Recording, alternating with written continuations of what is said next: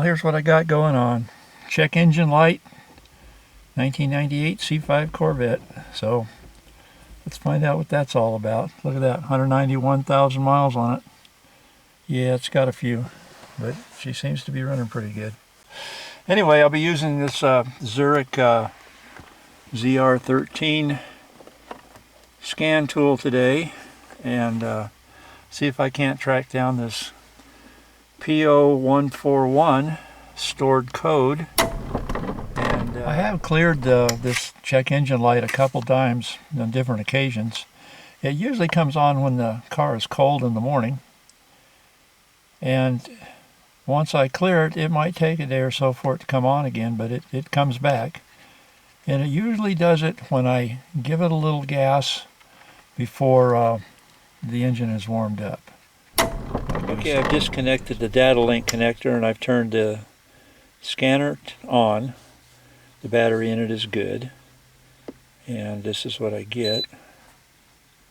And I'll choose that right there. And I've got 3 DTCs on OBD2. And it is coming back a P0141 HO2S heater performance bank 1 sensor 2. Now, this is an oxygen sensor, and this Corvette has 4. HEGOs is heated oxygen sensor.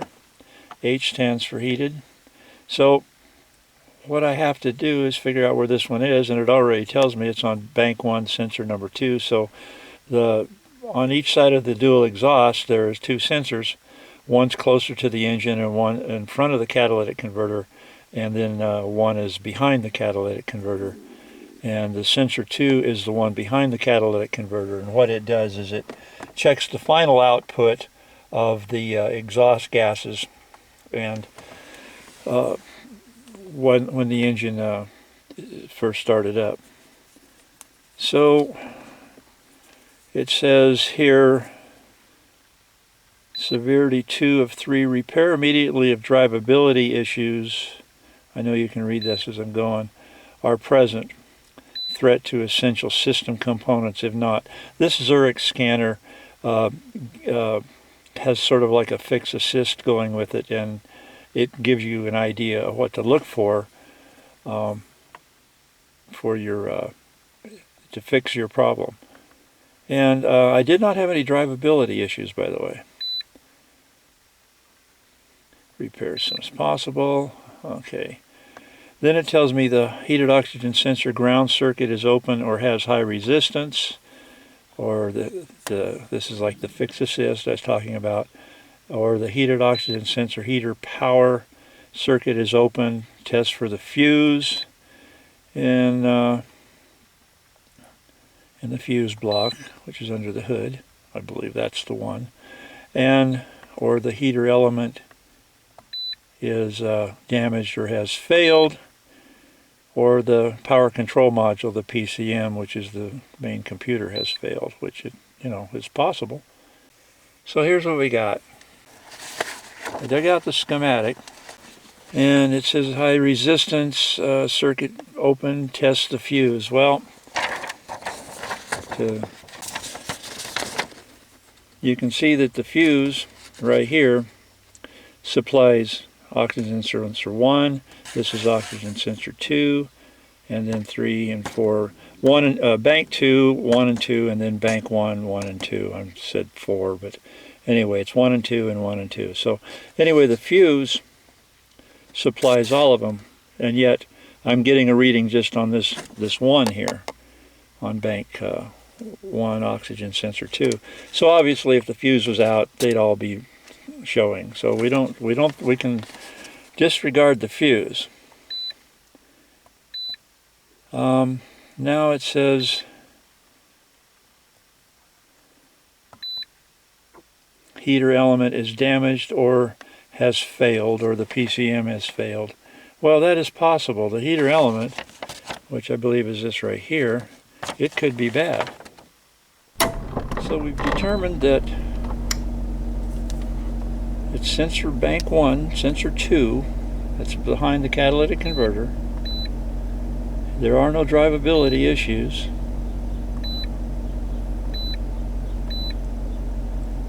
The sensor ground circuit is open, and like I said, the grounds are all tied together for all the oxygen sensors, but I'm only getting a reading on this number 2 sensor. And so we know the main ground is okay. Now this is a splice here, so it could be that this sensor's ground splice is bad. I doubt it, but it could happen. That will be something to check.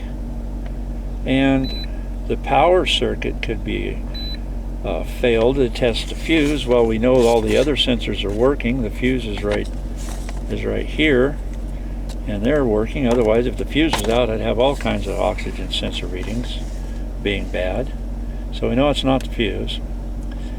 And it could be that the heater element has damaged or failed. Now, this is what I think is wrong with it. As many miles as on this C5, the heater element could be bad in it because it is only cycled, according to the schematic here, it is only cycled when the key is first turned on. It is given voltage to warm it up so it can begin immediately reading what the exhaust is like after the catalytic converter. So if it's not coming on, then obviously it's going to set an error code. Or if it's reading wrong, it'll set an error code. There's a parameter for it to read between 300 millivolts and 450, somewhere in there. Anyway, if the parameter is wrong, it has a few seconds to determine that, and it'll throw this error code here. So I'm thinking, as old as the vehicle is, with the miles that's on it, and I don't know if it's been changed before, it's not that expensive a part to put a new one in there and see if that ground circuit, see if this heating element part here has actually failed. I'm going to get under there and I'm going to change this sensor and come back, and I'll have to erase the error code and then start it up when it's cold in the next day or so and see if that light comes back. If it does, then I'll obviously know that I'm going to have to look for an issue in the wiring, because we know the fuse is good, we'll know the sensor is good, unless it's a bad new part, which could happen, but doubtful. So I'd have to look probably in the ground circuit, most likely, or the wire coming from the fuse to the wire coming from the fuse to the sensor itself here. So it'd be a wiring issue, make a long story longer. That's what I'm going to do, and I'll catch you underneath the car. Okay, here we are underneath, and as you can see, these two oxygen sensors, this is the rear left bank, and this is the rear right bank, and you can see they cross, which is unusual. You would think the left bank, you would follow the wire, which is right here, and it plugs in on the left side. I want to change the left side, and yet the oxygen sensor is over on the right side. So the computer doesn't know right from left unless you tell it which one to switch, and so it says the left rear oxygen sensor heater element is bad, and it's the one that plugs into here, even though the wire goes to the right side of the body. So that's what I will be doing, is removing this sensor right here, and that wire will have to unplug up front, way up there. So we'll be going over to that side in just a minute. I'm going to see if I can break this little guy loose here. So my wonderful tool here, and this is a good tool for taking sensors loose, but I just can't get up in there with this pipe situation, and I don't want to drop the pipes. So my tool is no good to me there, and I decided to try old school tool, crescent wrench. And you know what? Crescent wrench fits on there pretty darn good. And Here we go.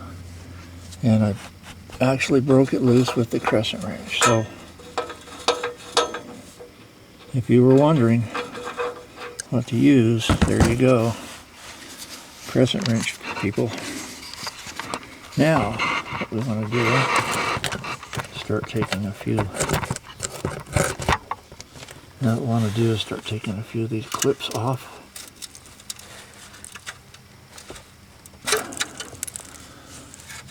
I'll work my way up.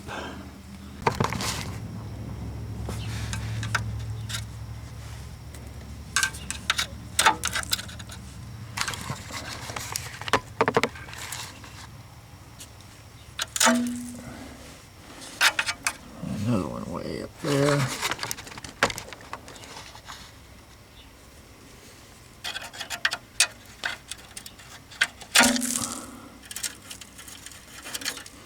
And there's a plug up there, but I have to get to the other side, so, well, let's move over there. Got the wire located, and there it is right there. Looks like the plug. So, that's what needs to come undone. It has a little blue piece on here that's designed to keep it from coming unplugged.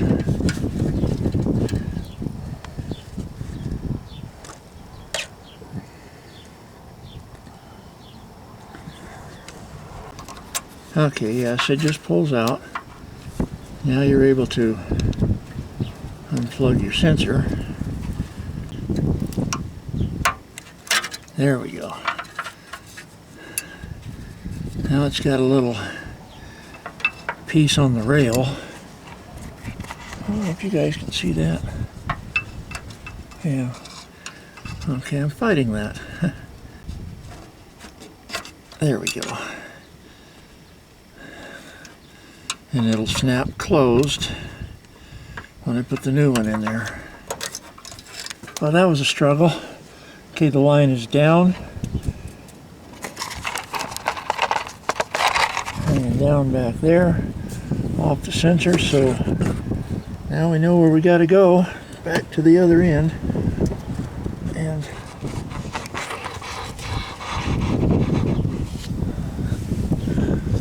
okay,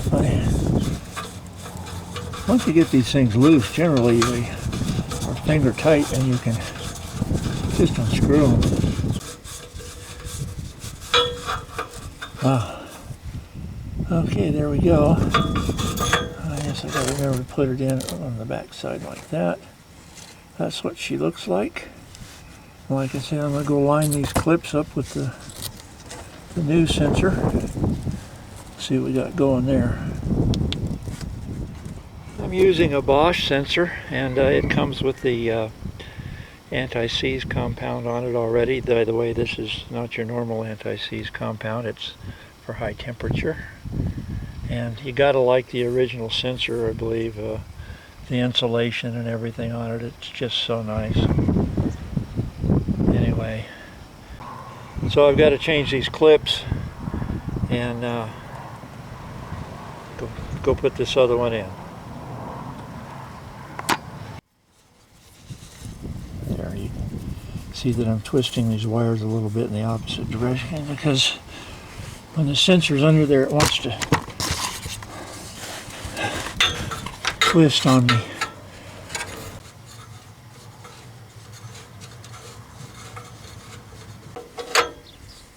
Okay, I've got my crescent wrench on it.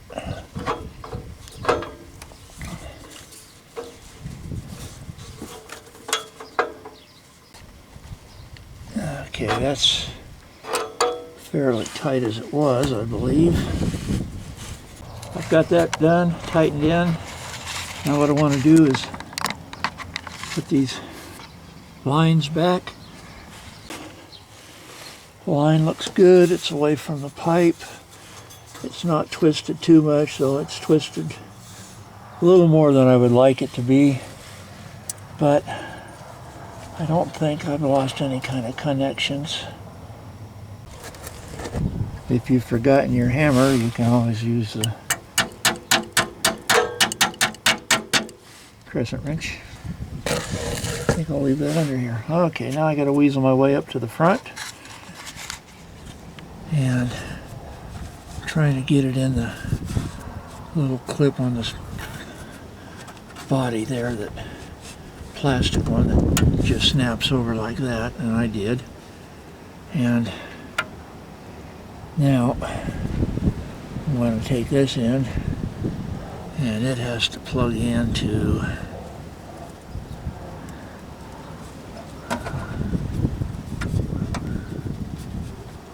the top piece up here. But I'm getting it in there.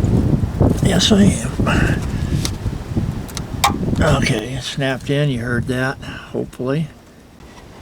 Okay, I've got my connector plugged in. Then I'm going to slide the little blue piece. Perhaps you can see that. It's right there. And it goes in a little arm on it there. And it goes in a hole, and there we go. Okay. That's not that. We're back inside now, and I'm going to have to remove this code. The erase was successful, and it's got me linked now. Okay. No codes present. Check engine light is off, and I wasn't sure that would go away when I replace the sensor, or I would have to remove it with my scan tool. So what I need to do now is wait, start it up when it's cold in the morning, and give it a little gas to see if that engine light comes back. Okay, there's the sensor, oxygen sensor, bank 1, sensor 2, that was just put in.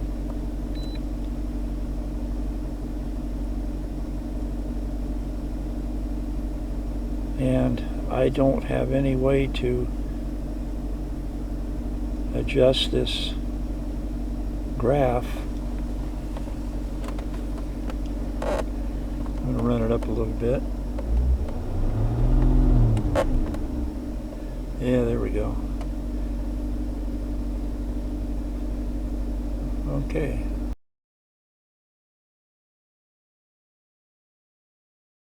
Every time I give it gas,